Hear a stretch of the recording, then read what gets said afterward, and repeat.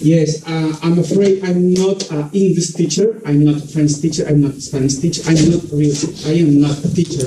I am a linguistic anthropology, more or less.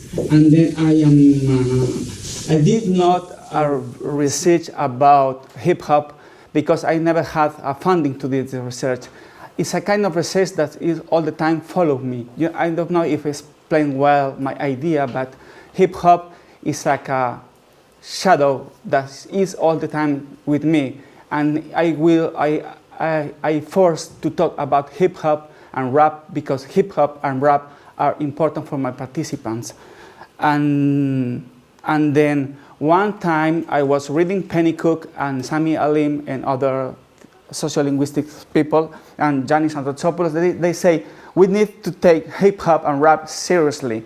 And I mean, I don't need to justify that with you people because, I mean, you people, you know very well, better than I, theory about hip hop. But I think that, yes, it's important maybe to take it seriously hip hop. Not only, I mean, I try to take seriously hip hop music as an artistic event man. You know what I mean? And then, I said I did an ethnography for several years with Latino immigrant people in Barcelona. I mean, I started in 2004, maybe. And I mean, it's very hard to me how to say when it's finished because it's never finished. I mean, I continue to do this research with these people because I live in the same neighborhood. I'm Latino as well. And then it's kind of a relationship that I cannot stop, you know, and then yes, and my ethnography was interested to understand how we construct Latino identity in Barcelona. What was the role of language discourses, language practices in this process or this phenomenon to construct Latino identity? And yes, I have a little extract to show you what is a Latino in my particular way, in my view. I was working with Debbie Block about this idea about Latino identity with the concept of intersectionality, because we say that Latino in Barcelona need to be understood as a question of race, language variety, social class, and maybe gender as well. And then I will show you a bit extract about the people that understand what is Latino. That is the example of Latino. Bueno, eso no es importante, sería más como el género, ¿no? Es decir, pero cuando dices, por ejemplo, las palabras y hablas de ponte pila, uno no entiende, o sea, ¿le gusta ese vocabulario o tienes que adaptarlo un poco a...? Bueno, yo creo que hace mucho tiempo, no sé, pero ahora mismo tú en español le dices ponte pila, qué lo que loco, qué lo que manito, y saben todo lo que le estás diciendo. En antes no, pero ahora el público español escucha mucho latinaje. O sea, yo creo que la gente, los mayores de 26 para allá escuchan otra clase de cosas, pero de ahí para abajo todos escuchan música latina. Y escuchan a Henry Méndez, y escuchan a todos los que escuchan es porque cantan como latinos. O sea, cantan como latinos, pero están aquí, como están aquí los escuchan. Yeah, maybe you don't understand, but I mean, for me, it's important that what rap has to say about this construction of Latino, and what is the importance about variety and content as well. And then I say, but I mean, this guy is a rapper, and then I really like when you talk about Bakhtin, because for me, Bakhtin give us a lot of concepts about heteroglossia, about this kind of voices, and I realized that the discourse of people at the secondary school when I was doing my research was like the same thing that I listened in the rap. And then I started this kind of conversation between and among people conversation and rap music. And then I started at a very, not very, ¿cómo digo? Ordenada? No era muy enderezada. It was like a very chaotic way of research. I mean, it was like I tried to contact these rappers among Facebook, through Facebook, through WhatsApp, through Instagram, it was like a very, very difficult. And then my corpus is constructed with people that accept this kind of conversation, because rappers, they really don't care about academia. I mean, they don't like us very much, you know? And then it was like a kind of difficult to contact with this kind of people. And then I didn't have money. I didn't have a real project. I was like, yes, I am only interested to talk to you about Latino stuff. And then I started to construct this corpus in this way. But gracias a, I mean, I had j'étais chanceux. I had the luck to contact this with some rappers, and I did some interviews with these kind of people, or with these people, with rappers, and I began to listen lots of rap, but lots. I mean, I really, I mean, I listen a lot of rap music, and all kind of rap. I mean, sexist rap, dembow, reggaeton, I mean, mainstream rap, all the rap. I mean, I tried really to say, okay, it's quite sexist, but I need to listen because people are listening this kind of music. And then I'm not very selective in this kind of stuff. I listen a lot of Snap Doggy Dogg, Notorious B.I.G., Tupac, Public Enemy, you know, Last Poet, this kind of all the stuff music. And I used to go to rap concerts. It's quite hard to go to this concert because I'm old. And then it's very tight for me to go in the concerts because they start at 11 o'clock or maybe at midnight. It's quite difficult to me to go. I need to have a nap before to go to the and then. But okay, all these corpus that I will present you, and then I will don't speak because I wanted to show you this music and to discuss about the music. I have some extracts here because my intention is to show you what Latino hip hop thematize for sociolinguistic people, for linguistic anthropology, or for teachers, or for everybody. Okay, and then I say that I select that I think, in my opinion, that Latino rap thematize like migration experience. No, that is discrimination. Okay, me equivoqué. But okay, I have okay. This clip is the first rapper that I met in my neighborhood. He's from Ecuador, and the other one there are two rappers. The other one is from Peru, and then they have I think that's the first apps, the extract that you have.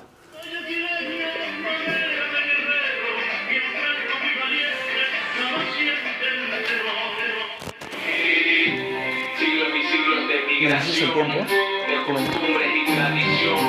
Vaya donde vaya, sé de dónde soy. Sin olvidar en dónde estoy.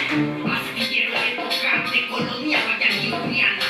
Era precolombina, colonial, independentista, republicana. Cacique de los Huancavicas, tunais. Nativos en el área de la Roca y Selva del río Guayas. Tribus, periodo precerámico, cultura prehispánica.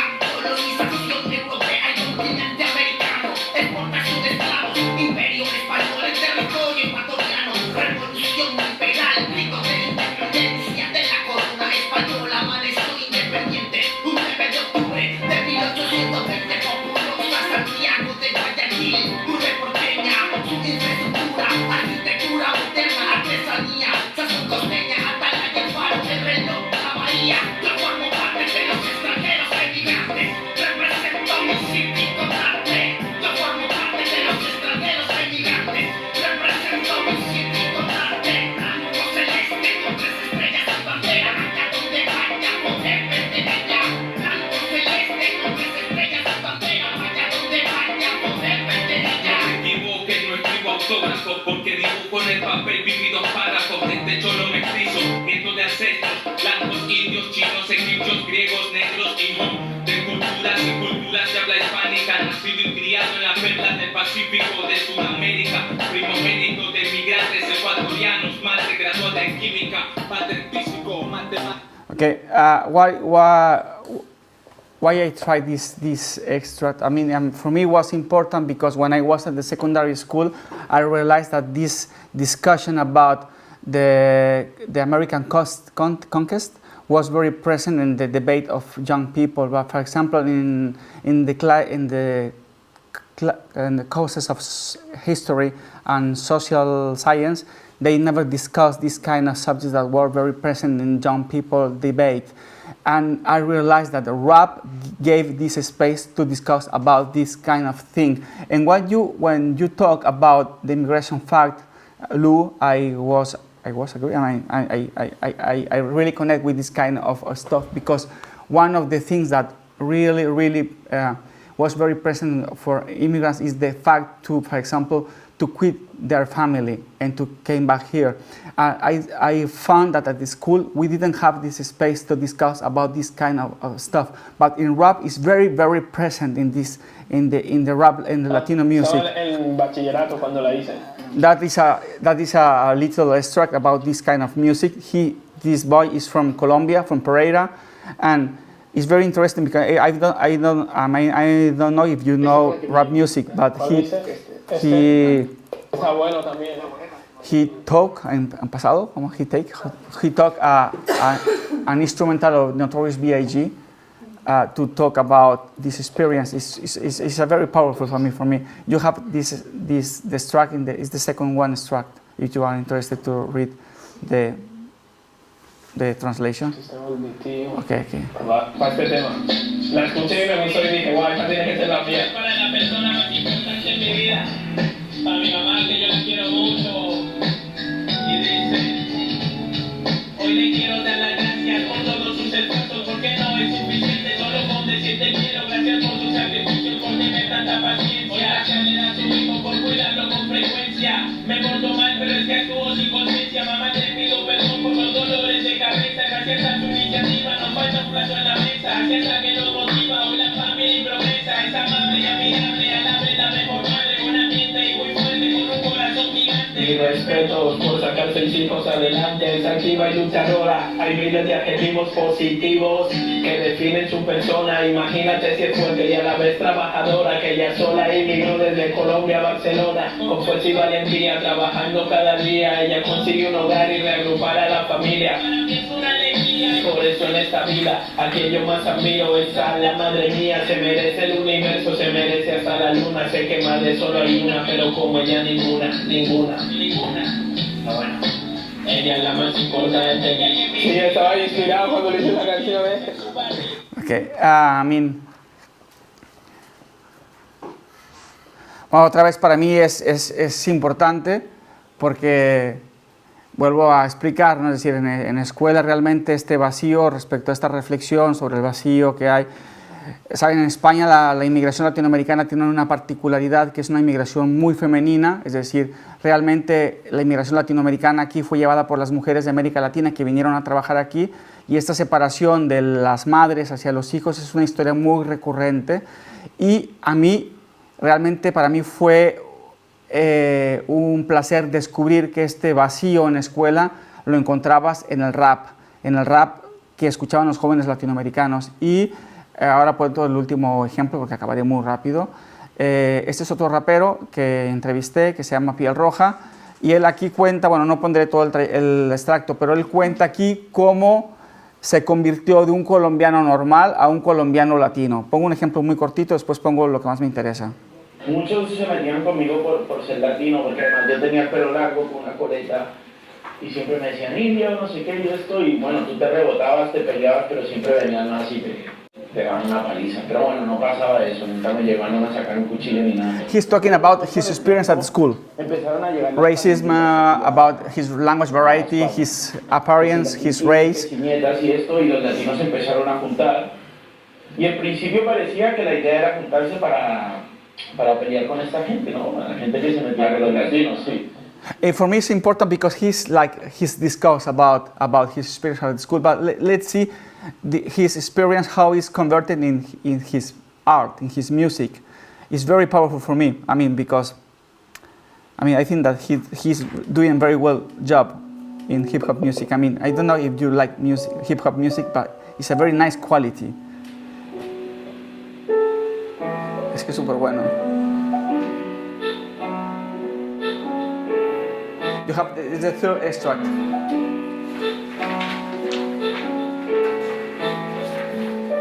Nací el día 26 de un 11º mes en el año 88 en el eje del café. De muy joven me mudé a vivir en Santa Fe. Recuerdo que hacía skate, era un fan de Undertale. Después de hacer el deber, trago por el internet. Sin perderme un episodio del principio hasta el fin. Travesuras de romper el cristal, echar a correr, apostar la Coca-Cola en el partido de básquet.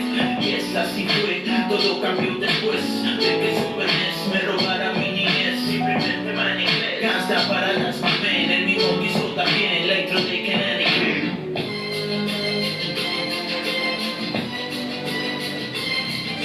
Cruzar el continente para encontrarme con mi madre. Empezar de cero sin conocer a nadie. Problemas en la clase por mi acento, por mi carne. Esperar a que acabe esta angustia incontrolable. Que suene la campana corriendo para ir a pelearme. Okay, I will finish. And then there's all this kind of stuff that Latino rap thematize. For me, is a proof. We say that in English, but that Barcelona is reflected as a city of a hybrid identities, but not only hybrid identities. I mean, I realized when I was in rap bars and rap music concerts that it was very heterogeneous, not only linguistically speaking, but as well racially and genre. And for me, it's like I discovered that Barcelona is as a space of multilingualism and multi-stuff. And then I will show you this stuff because I mean, if you know Catalan, if you know Spanish, if you know the reality of Barcelona, you will understand why this of Morceau that I will show you is very powerful about this kind of Latino music, because it's Latino music but produced in Barcelona. I mean, when somebody in Peru is listening to this music, they recognize a Latino boy singing from Barcelona. It's not Spanish music, it's like something created in the nowhere space. And it's a... Porque lo diga ya, pregúntalo en Colombia, Venezuela, México, grabando con el socio cerca del polígono. Mi respeto para el que bailó, cantó, pichó, gritó, gracias vino, al paquete de Yampa, banda crimen, bajo, DJ sea quien rap, el dólar y piel roja, perdón la cripta crew, el chamaco de la goma y el combo de San Feliu, el combo de Castefa, el Froster y su equipo, Rosa Rosario, DJ Koski y el mito, Aspayateja, de un con su Big Bags, esto es y no es porque lo diga ya, perdona, lo siento si el bajo te distorsiona, pero así suena uno a los 20 y pico en Barcelona, donde me es difícil diferenciar a personas de los maniquíes con tanto blasfemo y silicona en la zona. Todo no es perfecto, pero me funciona, ver todas las clases juntas comprando en el Mercadona. Birras de los paquis, papas del McDonald's, no solo salir de fiesta, sino pincha con morrona. Segunda toma, LH hospitalario, multicultural, brutal, con gente de todos los barrios. El vecindario habla como 20 idiomas y todos por la misma causa, sudar para que los suyos coman. Y aunque a veces mi actitud me decepciona, yo ya escogí mi camino y no es precisamente Roma. Criado en el llano, radicado en la Roma, con los bolsillos rotos pero si necesitas coma. Aunque nos quieran separar como las comas, mi respeto para todos y amor para la nueva dona. Sin necesidad de metal. I mean, if you understand Catalan, we got lot of words that came from everywhere. I mean, there are spaces that talking about Hospital de Llobregat, neighborhoods from Barcelona, near to Barcelona. They are using words in Catalan. They're using words from Cuba, from Venezuela. I mean, this kind of reflect our reality. And I mean, I will finish because I mean my English is se está acabando. I mean, for me, Latino rap feels a gap in the white Spanish rap landscape. I mean, I'm not a specialist in white Spanish rap. I mean, I know that use the word white could be like conflictual in Spanish context, even in French context, but as I know that you are from Anglo-Saxon tradition, we could speak with freedom about race in United Kingdom and in the United States as well. But here in Spain, in Catalonia, we don't like to talk about race. It's like, race, why do you say white rap? I mean, it's white rap. I mean, because Latino rap is not white. And I'm talking about, because, I mean, in my opinion, I mean in my study, because I did come on a study about that, discrimination, migration, and racism, they are absent in this kind of Latino, in this kind of Spanish white rap. Could be political, could be even the independentist, but they very few talk about this subject about racism, and racism is present in Catalonia and Spain as well. For me, it helps to understand lo Latino in relation to a post-colonial relationship with Spain. Why I'm saying that? Because when we talk about Latino, people think about Latino in the United States, but Latino in Spain is another kind of relationship, because we're talking about this post-colonial relationship that we have with this country. I mean, I am Mexican, and Claudia is Chilean, and Eunice is from Mexico as well, and we live every day this kind of relationship of this relationship with Spain, you know. And I think that in the United States is another context. And I think that all of my respects, I think that the school doesn't have to bring rap into the classroom. It's not necessary. Maybe the school could go to other spaces that rap is produced and to learn about that. I don't see this necessity to bring the rap to the classroom. Why? Because I think that only like that, listen rap could give nos permit allow us to thank you very much to know the narratives of universal speeches. I think it's very important to keep unofficial. We don't need to convert that in official. You know what I mean? It's okay like that. And then listen rap could understand the language practices, and listen rap and student rap is as well a way to know these spaces there are denouncing and the spaces of the reivindicación. You know what I mean? Now in Spain we are living a very, very dangerous time.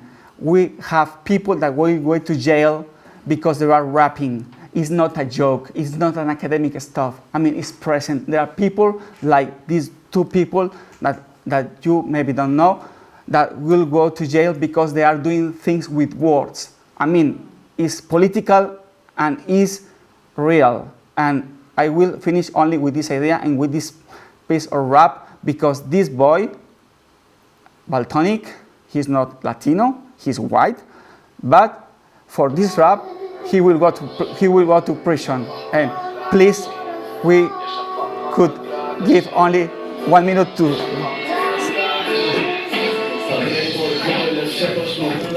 No sé si de casada fans anava de pires. Són coses que no se poden explicar, com que per fer de diana empleva el seu germà. El seu germanastre són els àrabs, i li demana dolberets per comprar-nos. Li fan fer xic i escurar els plats, i de metes doña Sofia un llate forcat. I això fa mal, clar que sí.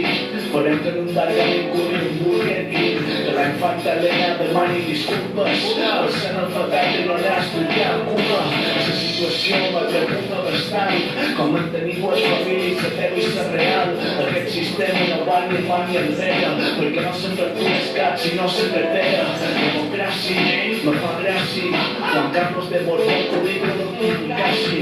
Això no és així, clar que no, però farem que vegi l'Andusco i no la Perignon. Si no se mostrarem el que habitava en Concòrdia, perquè agafi el Fortuna i se pegui un hosti. Sarcàstic com el rei donant-se man el Gaddafi, i després celebrant tenir petroli fàcil. Potser de la república només quedin fòssils per a quedar nosaltres i del rei els negocis. Espanya és un disparate, perquè mentre es moria gent de l'Onfreme Leticia comprava el yate. Lo que ha dit! Thank you very much.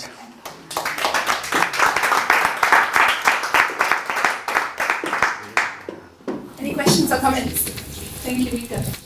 You're welcome. I have I'm sorry because I'm maybe not supposed to talk about anything because I'm not even a linguistic anthropologist nor a teacher. I am a sociologist. Yeah, welcome. But I just wanted to say two things about whiteness that you mentioned. That is something. It is a concept really present in people, in young people, talking about like with migrant background that they might have been born here, but they have this relationship with others, calling Spanish as equivalent to white, including Catholics. Yeah. So this is something that is super present, and I think that this kind of silence over the racism is super symptomatic of something that we have to discuss here. And another thing that I wanted to say that, about this race thing, it's also really interesting how Piel Roja uses his name basically, or produces his whole identity based on this idea of what they said to him here when he got here. And I don't know, maybe you, for sure, I had had this experience here in Barcelona, traveling by public transportation, about people just making this woo to me, or telling me in the IKEA if I get in the lift, the last time, maybe the Panchito can go out, or Machu Picchu, or this kind of thing. So it happens in every place, in every context, and it's something that is most of the time missing. I'm used to work, I'm an activist also for social use of Catalan language, and I think this is something that it's like in another universe, totally a parallel universe, and they never get to talk about this. But I think that the potential of rap precisely is that the fact that they take, that this culture of rap is in fact going and embracing this space, so it's Latinizing people. Yeah. In fact, this is what's happening. Or even Spanish youngsters or Spaniards that speak Spanish, that speak Spanish from Spain, they finally changed into Dominican accents. That is the second part of my research.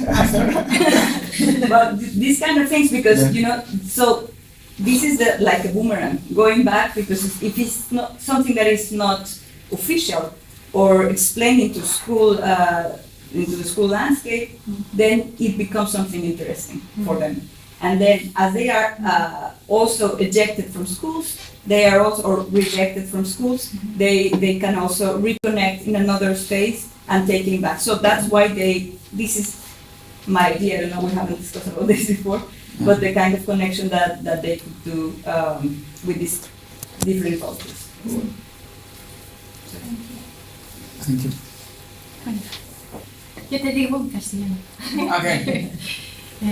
Que gracias por decir lo que has dicho de que tú tienes dudas de que si realmente tienes que llevar el rap a la clase o si la clase tiene que salir fuera. Yo creo que es un debate importante, porque en el momento que queremos o no atraer cosas a la aula, que yo soy la primera en hacerlo, ¿no? Soy culpable, y ves algo y quieres captar esta motivación que crea para los alumnos, pero al momento que lo traes al aula, de alguna manera puede ser que le delegitimizas su poder de transformar, su poder de empoderar, ¿no? Yo no sé, yo no tengo respuesta, porque de alguna forma tampoco, si se queda fuera, hay gente que no pueden aprovechar nunca de ello, ¿no? Yo creo que es difícil encontrar el balance entre lo que es tener igualdad de acceso a recursos. Yo no sé, a mí me parece un debate importante. Yo lo veo de una manera, yo lo que lo veo es que para mí es como una especie de traducción. Es decir, cuando tú llevas el rap a la escuela, ya no es rap, es algo similar al rap, pero ya no es propiamente rap. Y eso hay que reconocerlo tal y como es. Es decir, si tú como profesor y como investigador sabes que tú coges cosas del rap, pero lo adaptas para la escuela, ya no es rap. Porque si tú tienes un chamaquito que de repente pone a rapear cosas sexistas y le dices, no, eso en la escuela no. Dice, pero es muy rap. Es muy rap. Y claro, la calle eso no tiene. Y yo creo que esta quizás sea la manera de entenderlo como un discurso. Por ejemplo, yo la semana pasada estaba en Badalona haciendo una discusión con chicos sobre rap. Entonces hay un rapero venezolano que ha muerto, que se llama Cancerbero, que es de verdad una cosa que yo os recomiendo que escuchéis, Cancerbero es un poeta, pero si a él le dices que es un poeta, te dicen, por favor, no. Llamar poeta a un rapero puede ser un insulto. Porque siempre hay esta renuncia, yo soy rapero, ¿sabes? Esta clasificación poesía, no poesía, es más una cuestión nuestra que no de ellos, a mi manera de entender. Y yo decía, pero si te gusta Cancerbero, no entiendo por qué no te gusta la clase de literatura. Es decir, esta conexión que vemos entre rap, que vemos nosotros como especialistas en lengua, no es necesariamente la misma categoría que comparten los participantes, es lo que te quiero decir. Entonces... Pero yo creo que ahí, no sé, creo que de trasfondo es que si tú quieres, digamos, fomentar ese proceso creativo en el aula, en el cole, tienes que estar abierto a que el contenido lo generan ellos. Sí. Entonces, si sale tema sexista, o sea, lo que es absurdo es que todo lo que de verdad el conflicto, los problemas que ellos están planteando o las imágenes que dan, en el fondo que sean muy conscientes que entran en un sitio donde se lo tienen que callar, ¿no? Y entonces dices, bueno, a partir de aquí hay algo muy falso, ¿no? Es decir, que va junto, tú generas, ¿no? Dinámicas creativas junto con que ellos tienen que poder hablar desde su voz y de lo que les preocupa, ¿no? Sí. Eso es Creo fundamental. que la pregunta no es si el rap tiene que entrar en el aula o no. Yo creo que...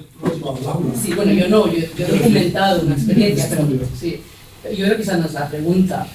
Yo creo que la pregunta es ¿qué queremos que sea el aula? Porque, a ver, ¿cuáles son los objetivos? Dime, ¿por qué tiene que haber solo poesía, por ejemplo, literatura en el aula y dame un buen argumento? ¿Sabes? Yo creo que tu posicionamiento, que lo entiendo porque te lo miras desde la autenticidad, ¿no? de la comunidad del mundo del hip hop, lo entiendo.